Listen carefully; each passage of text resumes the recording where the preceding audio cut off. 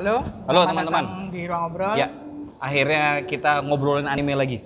Kita bahas tahun lalu kita udah bahas Aria of Starless, Sword Art Online Progressive, Aria of Starless Night. Nah, sekarang kita bahas sequelnya nih. Ya, judulnya adalah Sword Art Online Serzo Serzo of Deep Neck. Urayami no Serzo. Yeah. Serzo of Deep Neck. Film ini pengumuman tayangnya adalah di ending film pertama. Betul. Ini di kreditnya tuh muncul. Nah, sekarang di film ini tidak ada kredit titelnya. Tidak ada. Jadi kita nggak tahu apakah akan ada film ketiga atau enggak. Tapi filmnya cukup sukses nih, Bang. Film yang ini? Cukup sukses nih, Bang. Ya, kalau dibandingin One Piece tetap jauh. Oh iya, tapi iya. cukup oke, cukup dan kita akan tahu ada proyek SAO baru lagi. Tapi kita belum tahu itu apa. Oke. Film ini tuh melanjutkan persis dari film pertamanya, Aria Starless. Iya, karena film pertama itu selesai di lantai 1 pertama. Kalau ini langsung ke lantai 4 dan 5. Enggak jauh lah. Selisih 2 lantai. Di awal tuh langsung melawan bos lantai 4. Lantai 4. Nah, di novelnya tuh tiap volume membahas 1 lantai. Oke. Kemudian ada volume-volume tertentu yang bahas langsung 2 lantai, langsung 2 volume 1 lantai. Oh, dirangkap seperti itu ya? Enggak, 2 volume karena kan emang ceritanya panjang. Baik. Nah, keputusan untuk aku kan awalnya juga ini apakah akan filmnya awalnya ketika tahu akan ada Deep Neck ini, apakah filmnya ini akan ngomong adaptasi per volume juga? Ternyata enggak. Ternyata dia ngambil jalur sendiri. Seperti sebagaimana film pertama itu sebenarnya bukan adaptasi mentah-mentah dari Aria of Starless Night karena Mito itu karakter original. Betul. Dan movie yang pertama itu kan juga retelling cerita lantai 1 dari Sword Art Online pertama dengan dari sudut pandang Asuna dan juga dengan penceritaan yang baru. Karena kan kontras banget ya kalau teman-teman ingat di animenya Sword Art Online, Asuna itu kan masih menjadi sosok yang dingin di lantai yang pertama. Bahkan ketika ketemu Kirito. Tapi di film Sword Art Online Progressive yang pertama yang rilis tahun lalu, dia udah menjadi sosok karakter yang hangat. Hangat menuju dingin. Oke. Itu yang mau kita bahas. Itu kan yang bagus ya. Yang bagus dalam artian ngelihat Asuna itu kesukaan banyak orang. Betul. Jadi membahas Sword Art Online dari sudut pandang Asuna itu menarik. Karena pertama, Asuna tuh cupu. Iya. Kirito tuh jago. Iya, karena kalau misalnya di series kan memang semua fokusnya pada Kirito. Dan Kirito tuh jago. Kirito itu terlalu overpower. Jadi danger point-nya nggak ada. Nggak ada. Kalau bahas Asuna itu dia tuh orang yang nggak bisa nge-game. Iya, dia nggak bisa nge-game dan dia tuh sebenarnya ketakutan kan. Dari lantai satu takut mati. Karena kita ngelihat SAO dari sudut pandang orang yang nggak sengaja main game. Nggak sengaja main game terus terjebak. Kalau mati ya mati. Nah, kemudian berkembang sampai menjadi di film kedua ini Asuna menjadi udah settled nih. Dia udah cukup jago. Iya, secara skill. Dan film ini tuh bukan adaptasi LN-nya secara mentah. Dia menggabungkan beberapa elemen dari beberapa volume digabung jadi satu. Soalnya kalau nggak gitu nggak seru. Iya. Lantai 2 itu nggak seru banget lah. Lantai 3 itu ceritanya elf panjang tuh. Iya, soalnya kalau kita ngomongin novel kan jelas rangkaian yang panjang ya. Beda lagi kalau misalnya outputnya menjadi film. Nah, film ini tuh bisa dinikmati buat penggemar SAO pada umumnya, yang tidak baca novelnya pun bisa, atau yang udah lari dari SAO karena terlalu repetitif. Iya, seperti aku ini orang yang meninggalkan anime Sword Art Online karena setelah masuk ke arc keduanya di season pertama 24 episode kan. Setelah end card itu selesai kan mereka masuk ke Alfheim ya kalau nggak salah namanya. Alfheim itu kan ya itu stake-nya pertaruhannya juga udah menurun dan ya banyak momen-momen ecchi atau fan service yang membuat orang jengkel. Salah satunya aku. Tapi ya mau nggak mau anime itu aku selesaikan karena memang ya pengen lihat Asunanya bebas aja. Hal-hal itu absen di sini kan. Tidak ada ecchinya, ada lagi mandi ada. Tapi nggak yang hard ecchi gitu. Terus hal yang paling menarik menurutku ya, hal yang paling menarik dari Progressive itu adalah bagaimana kita melihat SAO itu dari sudut pandang gamer. Oke, nah elemen gamingnya tuh kuat banget. Betul. Nah, itu elemen bersenang-senangnya. Betul. Kalau kita kembali mengingat-ingat di tahun 2012 ya, ketika Sword Art Online pertama kayak rilis itu kan, Sword Art itu seakan-akan Sword Art Online itu mengingatkan bahwa pengalaman bermain MMORPG itu ya seperti ini kayak gitu loh. Ada skillnya, ada taktiknya, proper lah. Jadi kalau tahun 2012 itu mungkin ya itu generasinya orang-orang yang main Ragnarok tuh udah cukup Jadi nonton SAO itu beneran oase. Oase banget. Walaupun karena ketutup sama karakternya Kirito yang jago, jadi kayaknya nggak ada dangernya. Nggak ada danger. Nah, di sini Kirito tuh masih belum sejago itu. Asuna itu beban. Nggak beban banget. Nggak beban sih, maksudnya Asuna itu masih karakter yang sedang bertumbuh. Dia belum menjadi karakter Asuna yang sudah kita tahu di series. Jadi elemen gamingnya, bagaimana kamu mencari harta, bagaimana kamu bertaktik untuk melawan musuh, bagaimana nge-raid bos itu seserem itu gitu. Iya, apalagi kalau memang pertaruhannya nyawa kan. Seserem itu, makanya gila Sword Art Online progresif dari 1 dan 2 dia tidak melupakan elemen gamingnya, malah dia lebih bagus daripada original. Iya. Aku pikir ini sih, memang mungkin jadi bahan evaluasi kreatornya kan. Karena memang keluhan banyak orang soal SAO itu kan bahwa dia lepas dari jiwa asalnya itu ya bukan semangat sih, yaitu gamingnya. Iya, maksudnya aspek gamingnya. Mekanik gamenya bagus. Sword Art Online itu semua gamenya dari SAO, GGO itu mekanik gamenya itu didesain dan bagus. Tapi aspek gamingnya itu nggak ada karena fokusnya itu pada Kirito sentris banget gitu loh. Jadi Alicization itu menjadi menarik karena aku nggak nonton Alicization. Itu 50 episode, 20 episode nggak ada Kirito. Tapi menarik. I see. Karena karakternya bertumbuh jadinya. Ya Kirito datang jadi semua selesai masalah gitu. Aku melihat cuplikan itu di YouTube sih. Iya. Ini tuh juga gitu. Kita tuh ngelihat Kirito itu adalah backup-nya Asuna. Betul. Semua cerita itu dialirkan dari sudut pandang Asuna. Asuna yang belum jago, Asuna yang masih bertumbuh, makanya menarik.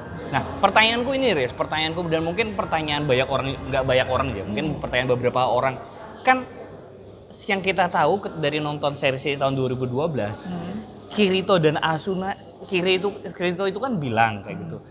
Dia itu sebenarnya sama Asuna tuh tidak sedekat itu. Bahkan setelah menyelesaikan lantai pertama, kita tahu betapa dingin dan agak canggungnya mereka. Sebelum kemudian mereka mulai dekat di lantai 74 dan mulai pacaran menjelang masuk ke lantai 75. Dan itu kan panjang banget. Tapi semenjak movie yang kemarin dan penekanan di movie yang barusan ini, di movie yang kedua, kita udah lihat kok mereka berdua ini sudah sedekat ini. Nah, jadi apakah mungkin memang mereka akan jadi dekat untuk beberapa lantai ke depan, terus kemudian sesuatu terjadi dan mereka harus berpisah dalam artian jadi tidak sedekat itu ya untuk waktu yang lama sampai di lantai 74. Ini spoiler ya. Ini spoiler bagi yang udah nonton SAO Progressive Full Dev yang belum nonton SAO Progressive Full Dev itu Seiyu Event yang di Singapura. Oke, aku nggak itu nonton. Kebetulan aku yang mengerjakan subtitlenya, jadi aku dapat privilege untuk nonton duluan. Jadi aku tuh juga gitu awalnya. Ini kok gini? Apakah ini ribut? Apakah ini beneran akan terpisah dari SAO? Karena dari awal kita juga udah ngelihat penceritaan lantai 1 ini aja udah beda. Jadi bisa dibilang ini tuh apa istilahnya ya? Pokoknya sebenarnya bukan ribut juga, cuman ada penyesuaian yang akan mengarah, tetap ujung-ujungnya mengarah ke SAO original. Awalnya tuh juga mau berapa lantai nih mereka bareng karena emang chemistry-nya tuh sekuat itu gitu. Sudah terlalu kuat. Nah, sejak awal. Tapi di SAO Progressive Full Dev itu ada dialog yang mengatakan kalau mereka tuh ada sesuatu yang memang membuat mereka berpisah. Sampai kemudian mereka jadi canggung. Kemudian mereka bertemu lagi. Itu jauh sebelum lantai 74 ya. Mereka bertemu lagi untuk ulang tahun Asuna. Dan itu pertemuannya tuh canggung. Cuman tetap chemistry-nya tuh masih ada.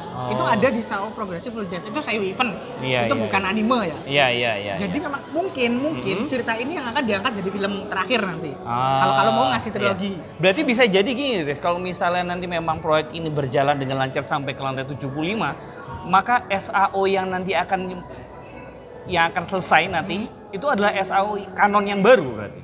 Bisa dibilang. Bukan. Jadi memang istilah kalau di retcon. Apa itu retcon? Kalau di komik barat tuh kayak penyesuaian. Jadi tetap tidak mengubah kanon secara keseluruhan.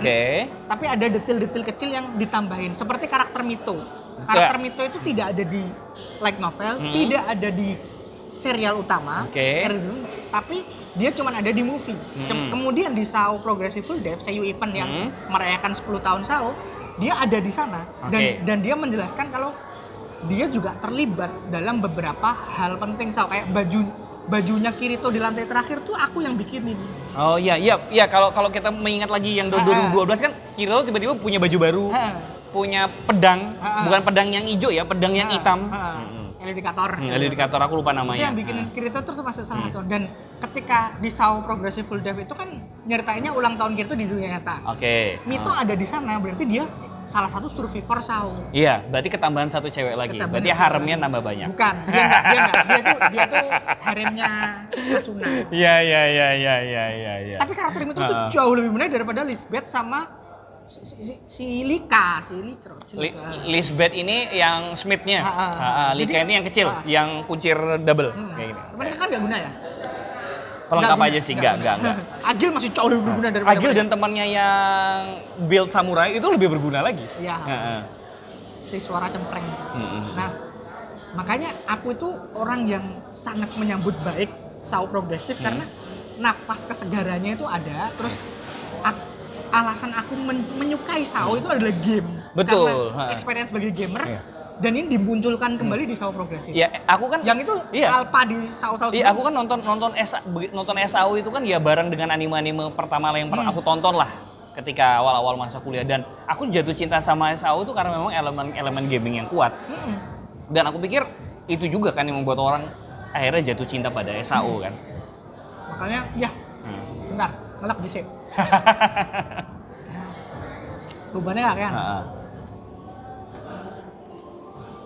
Progresif ini adalah sesuatu yang baik untuk penggemar SAO. Betul. Kamu akan dikasih refresh, tapi juga dapat hal baru. Iya, dan ya memang kalau kita ngomongin endcard kan juga, endcard itu memang ya banyak yang bisa dieksplor. Dari sekian lantai itu kan diceritakan dalam 12 episode dan itu skip banyak lantai. Terus sebelum menutup ada satu alasan kenapa kok harus nonton SAO Progresif. Nah, apa itu? Yang apa namanya? Yang ini yang Circle of Deep Neck. Sebenarnya judulnya tuh nggak jelas kenapa Circle of Deep Neck ya. Apa enggak apanya yang Circle tuh Deep Neck-nya itu juga apa? Iya.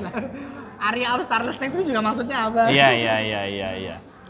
Adegan Raid Boss lantai 5 itu.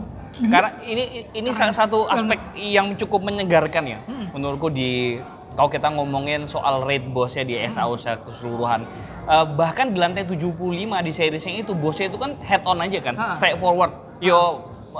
Gebu-gebuan. Kalau ini tuh ada elemen taktik dan puzzle, mekanik puzzle-nya. Jadi kalau teman-teman udah sering main game kan pasti udah tahu persis lah betapa frustasinya kalau kita harus lawan bos, kita harus mecahin puzzle untuk nyari titik kelemahannya di mana, harus jangan begini, jangan begitu. Sementara teman kita ada yang mau mati, kita mau mati, itu sangat-sangat bikin frustasi. Nah, elemen itu betul-betul nyampe di final fight-nya di movie ini. Wah, seru banget. Aku tuh udah nonton 3-4 kali sama ini ya. Karena kan sebelumnya aku yang ngerjain sebetulnya juga. Jadi aku tidak pernah bosan nonton boss fight-nya itu karena emang sekeren itu. Ini seru sih. Build-nya bagus, tegangnya dapet, saviornya dapet, kalahnya masuk akal. Iya. Kalahnya tuh nggak aspul. Kalau yang di SAO, nah ini yang nggak ada di SAO. Iya. Yang nggak ada di SAO original. Di SAO mau dimanapun tuh selalu ini kekuatannya Kirito. Elemen mikirnya kuat banget, elemen teamworknya kuat banget. Bukan Kirito bukan savior, tapi Kirito adalah salah satu player kuat yang emang mempunyai andil besar. Tapi dia bukan, kalau nggak ada dia tuh sebenarnya bisa diganti orang lain. Karena semuanya punya andil Dan harus saling mengisi. Pas mau dipukul tuh ada yang ngeteng. Ada yang ngeteng, ada yang nahan, ada yang mancing. Pokoknya ada yang tank jadi umpan, ada yang mancing. Pokoknya Raid Boss lantai 5 ini adalah alasan kuat kenapa kalian harus nonton SAO. Bahkan jauh lebih seru ketimbang Raid Boss lantai 75. Ya, jauh lebih seru. Makanya go watch it. Ya, dan nonton di layar kaca, layar lebar ternyata jauh lebih gila. Oke, itu aja. Oh, satu lagi, tidak lupa elemen-elemen haru di SAO itu masih disisipkan dan menarik. Ya, kita masih melihat itulah sosok Asuna yang ketika bertarung kuat, tapi setelah bertarung dia menampilkan sisi-sisi lemahnya dia yang cengeng, yang butuh perlindungan. Ya. Asuna di sini tuh lebih manusiawi daripada Asuna di SAO. Asuna Sao yang series pertama masih manusiawi masih sih. manusiawi. Setelahnya. Setelahnya, ya. Oke, itu aja. Ya. Cukup panjang kita bahas. Oh, karena emang ya bagus kok. Kalau bagus biasanya videonya panjang ya. Iya. Kalau kita biasa-biasa aja paling 10 menit. Iya. Oke. Oke, thank you. Dah. Sampai ketemu lagi di konten-konten kita berikutnya. Bye. Bye.